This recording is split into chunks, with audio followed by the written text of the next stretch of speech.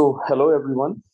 Um, let's start the next topic in electrochemistry A2.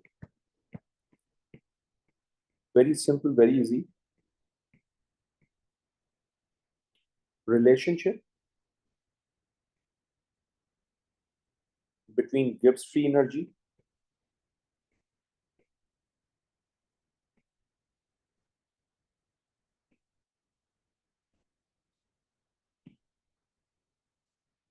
and standard cell potential.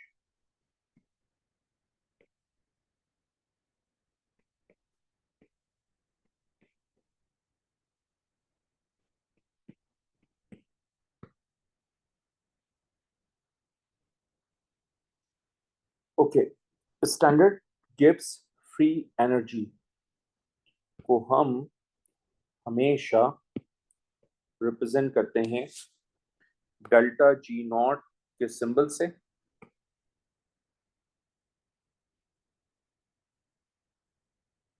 Okay, और standard cell potential को हम represent करते हैं ई not cell या फिर ईएमएफ के सिंबल से।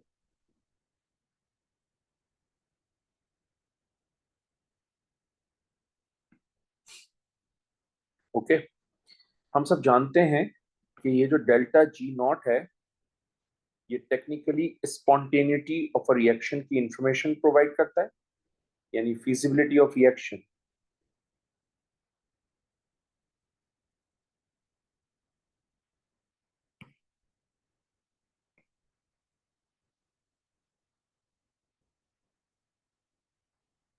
सिमिलरली ये जो ई नॉट सेल है ये भी स्पॉन्टेनिटी ऑफ अ रिएक्शन की इंफॉर्मेशन प्रोवाइड करता है, meaning feasibility of reaction.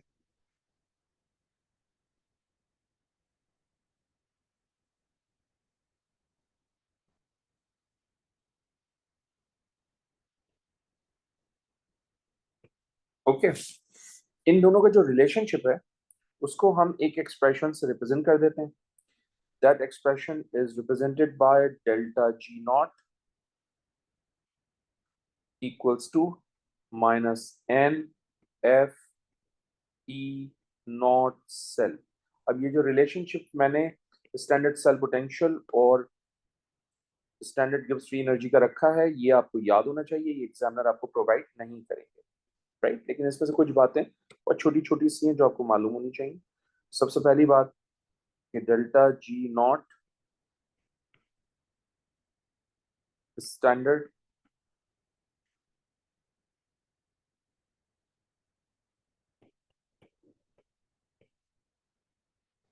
Gibbs free energy change को रिप्रेजेंट करता है।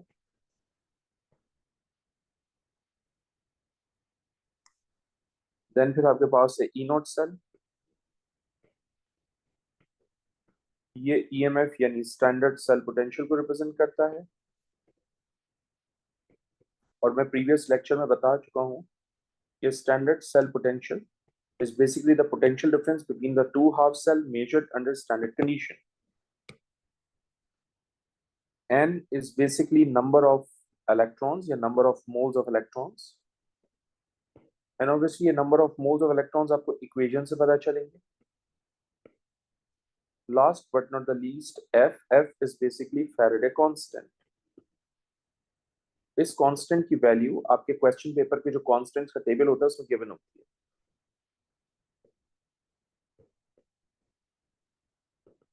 ठीक है। हम बात समझने के लिए और अप्लाई करने के लिए एक क्वेश्चन करते हैं, एक नहीं कुछ क्वेश्चंस कर लेते हैं सो दैट हमारा कॉन्सेप्ट क्लियर हो इस एक्सप्रेशन से रिलेटेड। ये एक्सप्रेशन कैसे डेरिवेट होता है ये एग्जामिनर आपसे नहीं पूछेंगे, ठीक है। तो डेरिवेशन मैंने भी नहीं करवाई है।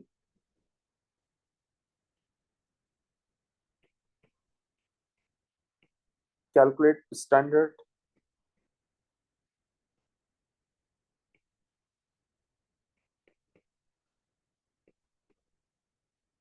गिब्स फ्री एनर्जी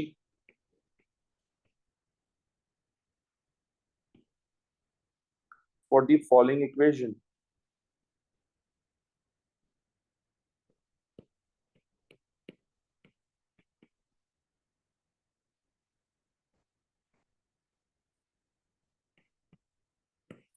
इक्वेशन हमारे पास है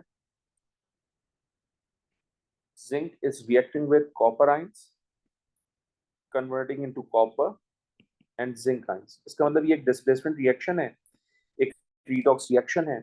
जिंक की रिएक्टिविटी ज्यादा है, इसलिए वो कॉपर आयन को डिस्प्लेस कर रहे हैं in the form of copper metal, और खुद ऑक्सीडाइज होकर कन्वर्ट हो रहा है जिंक आयंस में। एंड ऑब्वियसली मुझे सबसे पहले standard Gibbs free energy change निकालने के लिए ई नॉट सेल की वैल्यू फाइंड आउट करनी पड़ेगी। तो इसका मतलब मुझे जिंक हाफ सेल और कॉपर हाफ सेल दोनों की हाफ सेल इक्वेशन सबसे पहले मुझे डिड्यूस करनी है डेटा बुकलेट से। तो जिंक की half cell equation data booklet तो गिवन नहीं होगी, लेकिन ऑब्वियसली डेटा जरूर गिवन होगा, तो यकीनन उस डेटा से आप ये वैल्यू डिटरमिन करेंगे, ये half cell equation find out करेंगे। इसकी वैल्यू है -0.76 वोल्ट। देन फिर आपके पास है copper ions, reversible sign copper, और इसकी एसिडी की वैल्यू है +0.34 वोल्ट। ओके, तो मैं इन दोनों को यूज करके और ई नॉट सेल की वैल्यू फाइंड आउट कर सकता हूँ। This is going to be my first step. ठीक है, तो मैं ई नॉट सेल डिटरमिन करने के लिए फॉर्मूला लगाऊंगा E naught right minus E naught left. This is E naught right, this is E naught left. मैं आपको पहले भी बता चुका हूँ कि ई नॉट राइट में हमेशा मोर पॉजिटिव ऐसी भी वैल्यू प्लेस की जाती है, तो हम यहाँ रखेंगे +0.34 वोल्ट। और ई नॉट लेफ्ट में हमेशा हम नेगेटिव वैल्यू को प्लग इन करते हैं, तो ये आ गई नेगेटिव वैल्यू। तो यहाँ से हमारे पास टेक्निकली ई नॉट सेल की वैल्यू हो जाएगी +1.10 वोल्ट। ये हमारे पास ई नॉट सेल की वैल्यू होगी। This is my first step. अच्छा जी, अब सेकंड स्टेप में वो क्या कह रहे हैं आपसे कि एन की वैल्यू डिटरमिन करो, number of electrons find out करो। तो हम सब जानते हैं कि एन की वैल्यू जो है वो इस केमिकल रिएक्शन में 2 होगी, इसलिए क्योंकि 2 इलेक्ट्रॉन्स ऑब्वियसली लूज होंगे, 2 इलेक्ट्रॉन्स गेन होंगे, इसका मतलब एन की वैल्यू जो 2 है। ठीक है, नाउ द नेक्स्ट इज कि जनाब मुझे फैराडे कांस्टेंट की वैल्यू मालूम होनी चाहिए। तो फैराडे कांस्टेंट की value is fixed, this value is given in the constants table. तो फैराडे कांस्टेंट की वैल्यू होती है 96500।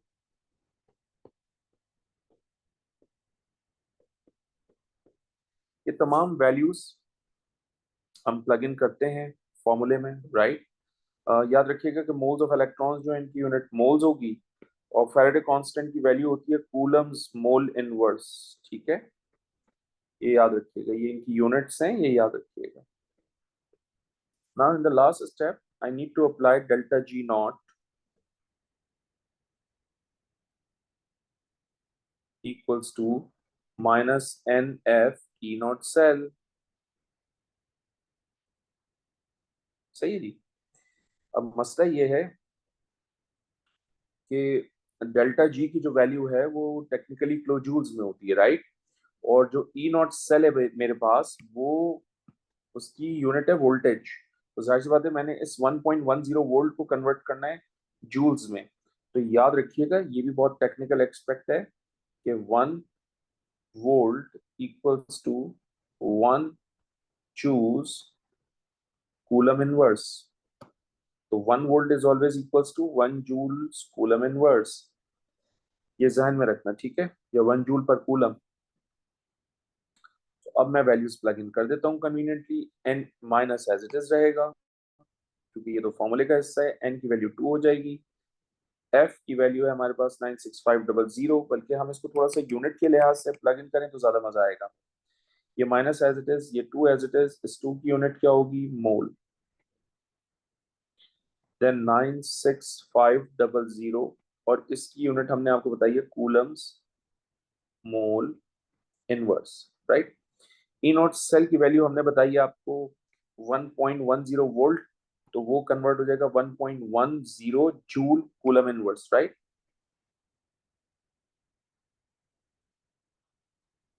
ठीक है जी।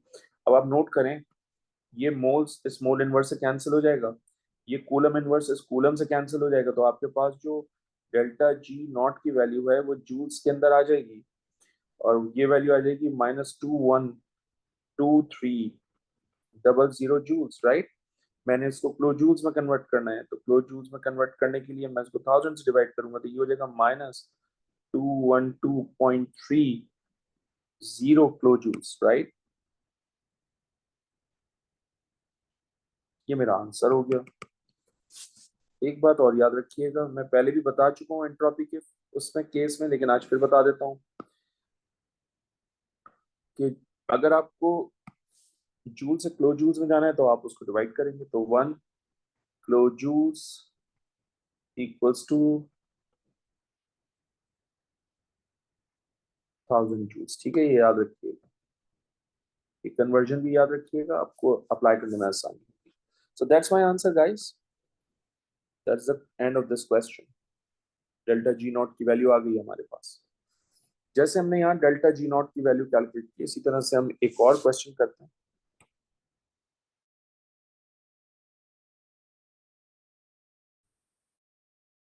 गेन हो रहे थे, यानी नंबर ऑफ इलेक्ट्रॉन्स में कोई चेंज नहीं आ रहा था, वो 2 थे, लेकिन अगर ये नंबर ऑफ इलेक्ट्रॉन्स डिफरेंट हो दोनों इक्वेशंस में, तो डेफिनेटली फिर वहां मुझे कुछ वर्किंग करनी पड़ेगी, राइट। तो उसको भी देख लेते हैं।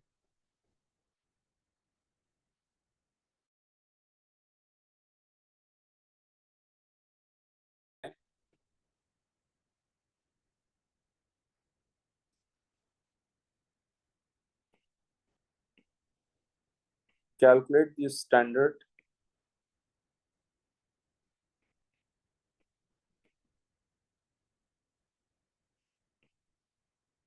Gibbs free energy change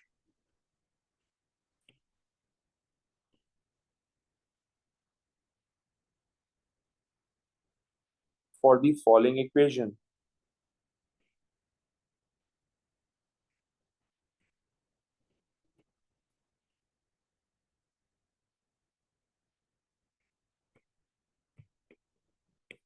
Okay, and let's suppose equation मेरे पास है aluminium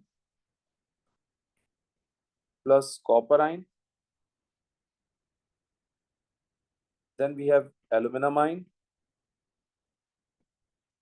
and then we have copper. Okay, तो सबसे पहली चीज मैं एल्यूमिनियम की half cell equation data booklet से डिटरमिन करूंगा। ये हो जाएगा एल्यूमिनियम आइन प्लस 3 इलेक्ट्रॉन, ये गेन करके कन्वर्ट हो जाएंगे एल्यूमिनियम एटम में, और इस हाफ सेल की या एल्यूमिनियम हाफ सेल की एससीपी की वैल्यू होगी 1.66 वोल्ट। अब मैं कॉपर हाफ सेल की इक्वेशन लूंगा। कॉपर हाफ सेल की इक्वेशन हमारे पास है copper ions plus 2 electron, reversible sign copper, और इस हाफ सेल की एससीपी की वैल्यू है +0.34 वोल्ट। सही है जी। सो मेरा सबसे पहला टास्क ये होगा कि मैं इसको सॉल्व कर लूं, क्योंकि जब तक मैं सॉल्व करूंगा नहीं मुझे नंबर ऑफ इलेक्ट्रॉन्स पता नहीं चल सकेंगे। तो जो वैल्यू पॉजिटिव होती है उसको हमेशा हम रिडक्शन इक्वेशन की फॉर्म में लिखते हैं। कॉपर की एससीपी की वैल्यू मोर पॉजिटिव है, इसलिए कॉपर की इक्वेशन को हम रिडक्शन फॉर्म में एज इट इज लिखेंगे। एल्यूमिनियम की इक्वेशन को हम ऑक्सीडेशन फॉर्म में लिखने के लिए फ्लिप करके लिखेंगे। जब फ्लिप करके लिखेंगे तो आपके पास सिनेरियो आ जाएगा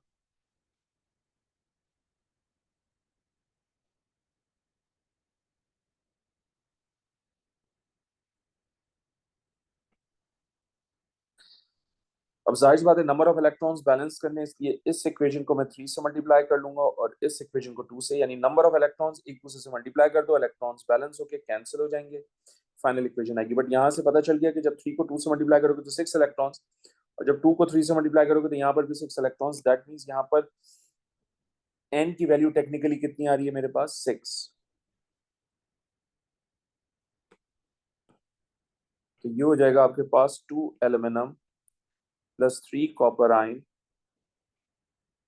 single arrow 3 copper plus 2 aluminium ion, and obviously यहाँ से n की वैल्यू कितनी आ जाएगी, 6। आप नोट करें ये एक अनबैलेंस्ड इक्वेशन थी, राइट। इसको मैंने बैलेंस्ड केमिकल इक्वेशन में भी कन्वर्ट किया, ये भी एग्जामिनर आपसे पूछ सकते हैं। और यहाँ से मैंने n की वैल्यू 6 डिटरमिन की, राइट। ये हमारा फर्स्ट स्टेप हो गया। हमारा second step is going to be the E not cell obviously, जिसको हम ईएमएफ भी कहते हैं। ये हो जाएगा हमारे पास E naught right minus E naught left. E naught right में हमेशा positive SCP value plug in की जाती है, तो ये हो जाएगा 0.34। ई नॉट लेफ्ट में नेगेटिव वैल्यू प्लग इन की जाती है, तो ये जाएगा 1.66। तो यहाँ से आपके पास ई नॉट सेल की वैल्यू हो जाएगी समवेयर अराउंड प्लस 2.0 वोल्ट। ठीक है। नाउ द नेक्स्ट इज कि मैं डेल्टा जी नॉट अप्लाई करूंगा, और डेल्टा जी नॉट अप्लाई करने के लिए मैं फॉर्मूला यूज करूंगा minus n F E not cell. ये हो जाएगा माइनस एन की वैल्यू हमारे पास 6 आ जाएगी, एंड ऑब्वियसली इसकी वैल्यू यूनिट क्या है हमारे पास, मोल, मल्टीप्लाई 96500 फैराडे कांस्टेंट है और इसकी यूनिट है coulomb mole inverse. Then E not cell 2.0 volt है, तो ये हो जाएगा 2.0 joule coulomb inverse, right. And obviously ये मोल इस मोल इनवर्स से कैंसिल, ये कूलम इस कूलम इनवर्स से कैंसिल, तो हमारे पास डेल्टा जी नॉट की वैल्यू इन जूल्स कितनी आ जाएगी, -115800 जूल्स। 1000 से डिवाइड करेंगे तो किलो जूल्स में कन्वर्ट हो जाएगा। ये हो जाएगा -1158 किलो जूल्स, और ये हमारा आंसर है। Okay, I hope it makes sense to you. कैसे अगर नंबर ऑफ इलेक्ट्रॉन्स डिफरेंट होंगे तो कैसे होगा। एक और भी क्वेश्चन देख लेते हैं। अभी तक तो हमने डेल्टा जी नॉट कैलकुलेट किया है, राइट। ये भी तो पॉसिबिलिटी हो सकती है कि एग्जामिनर हमसे ई नॉट सेल कैलकुलेट करवा ले। तो अगर एग्जामिनर हमसे ई नॉट सेल कैलकुलेट करवाएगा तो हम उसको कैसे कैलकुलेट करेंगे, उसके लिए हम थर्ड क्वेश्चन देखते हैं।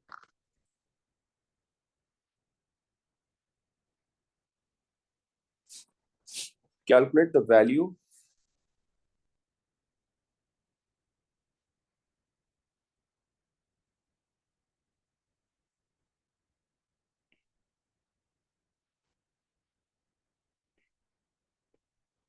of standard cell potential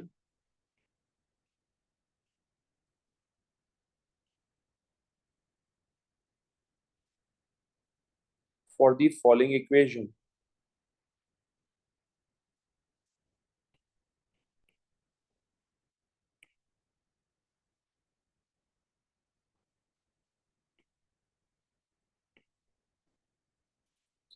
late suppose हमारे पास ये है M4 plus plus aluminium it's going to be aluminium 3 plus plus M। हमें नहीं पता ये M क्या है, बट हमें चार्ज पता है। तो हम सबसे पहले इस इक्वेशन को सॉर्ट आउट करेंगे, और सॉर्ट आउट करने का तरीका ये होगा कि हम M4 प्लस है and it is converting into M, यानी चार्ज 4 प्लस से न्यूट्रल हो गया, इसका मतलब it is gaining 4 electrons. Next equation is aluminium, it is converting into aluminum ions, and obviously 3 plus charges का मतलब 3 electrons lose कर रहा है। तो नंबर ऑफ इलेक्ट्रॉन्स बैलेंस करने के लिए मैं इन दोनों इक्वेशंस को एक दूसरे के नंबर ऑफ इलेक्ट्रॉन से मल्टीप्लाई करूंगा। टेक्निकली मैं इसको मल्टीप्लाई करूंगा 3 से, और मैं इसको मल्टीप्लाई करूंगा 4 से। सो हमारे पास फाइनल इक्वेशन ये होगी 3M4 plus plus 4 aluminium arrow 4 aluminium ions plus 3M, और यहां से n की वैल्यू हो जाएगी आपके पास 12।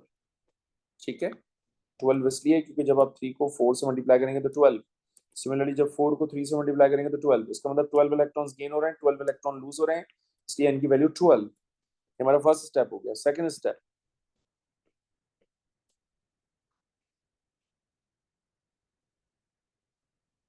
सेकंड स्टेप के लिए डेल्टा जी नॉट की भी वैल्यू चाहिए। सो एक मिनट के लिए मान लीजिए कि मैंने यहाँ पर आपको डेल्टा जी नॉट की वैल्यू प्रोवाइड की है -3 25 किलो जूल्स। तो जाहिर सी बात है मैं इस डेल्टा जी नॉट की वैल्यू को जूल्स में कन्वर्ट करूंगा, क्योंकि जो वोल्टेज है वो जूल कूलम इनवर्स होता है। तो ये देगा -325 kilo joules. So 1 kilo joule is always equals to 1000 joules. On the basis of this expression, delta G की value is going to be now -325,000 joules, right? Next step is मुझे delta G naught equals to minus NF E naught cell का expression लिखना है। मुझे delta G naught की value given है, which is -325,000, इसकी value है joules equals to -6, Faraday constant की value है 96500, और E नॉट सेल मुझे कैलकुलेट करने के लिए कह रहे हैं। एक मिनट में यूनिट इसमें प्लग इन कर दूं, ज्यादा बेहतर होगा।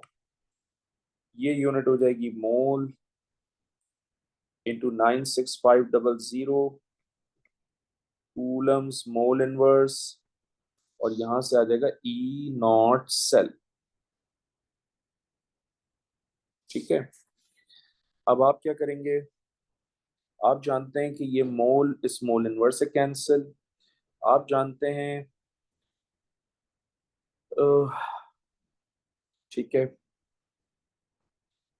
तो यहां से ई नॉट सेल की वैल्यू हमें मिलेगी प्लस 0.28 वोल्ट, यानी हमें वैल्यू मिल रही होगी जूल कूलम इनवर्स, लेकिन हम उसको किस में कन्वर्ट कर देंगे, वोल्ट में। ठीक है, ये जूल है ये कूलम है, ये दोनों मिलेंगे तो ये यूनिट बनेगी इसकी जूल कूलम इनवर्स, और जूल कूलम इनवर्स क्या होता है, इक्वल्स टू 1 वोल्ट होता है, तो हमने उसकी जगह वोल्टेज लगा दिया। सही है, I hope it makes sense to you. Alright, so that's the end of this topic. ये टॉपिक बहुत छोटा सा है। सो हमने इलेक्ट्रोकेमिस्ट्री का फर्स्ट सेगमेंट कंप्लीट कर लिया, जो कि इलेक्ट्रोड पोटेंशियल से रिलेटेड था, which is going to be the massive one, which we have done it today.